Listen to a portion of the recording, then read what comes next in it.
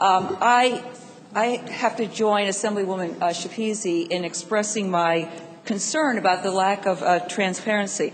I sat on the Health Committee along with Assemblywoman Shapizi and asked similar questions of the entity which is probably going to receive some of this money or designated to receive some of this money. The executive director who attended the meeting did not attend with any literature in front of her, any paperwork in front of her, so she was unable to answer the questions about where this money was going to go.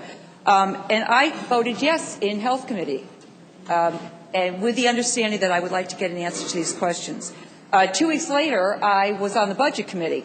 The same executive director came with the same piece of legislation, and again, with a statement about, similar to what Assemblyman Greenwald stated, but without any answers to the questions about where the money was going to go, what their plan was to use the money, how much what the payrolls were for their organizations. And again, we asked that question. That was just this past Monday. I made a phone call personally to the executive director's phone, and nobody answered my call. And specifically with the intent to get the answer to that question, because I also voted yes in the Budget Committee, and I intended to vote yes today with those answers.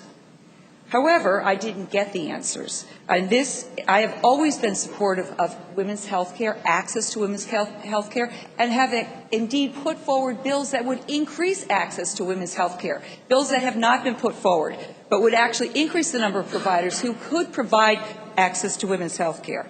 But the entity of which we speak refuses to open its books. It refuses to tell what it pays its personnel, and it won't tell us what it tends to spend the money on. I was told repeatedly that they're in the process of developing a plan.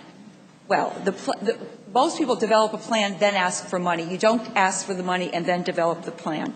So my decision today is not a philosophical one, it's a financial one. As a steward of the money of the people of the state of New Jersey, I have to abstain on this bill because it is outside of the budget process, and it will be irresponsible for me to vote on this if we do not know where this money is going. It is irresponsible to the taxpayers of the state of New Jersey. Again, I voted yes in Health Committee. I voted yes in the Budget Committee with the understanding we could get those answers. And we should be able to get those answers. With those answers, I could have convinced members of my own caucus to vote yes. Perhaps you don't need our votes, but you would get our votes if we got those answers. So again, it's an irresponsible vote for me to vote yes. I'm going to abstain. I hope, Assemblyman Greenwald, that you can ask this entity to provide us with the information that we requested and to not simply ignore us.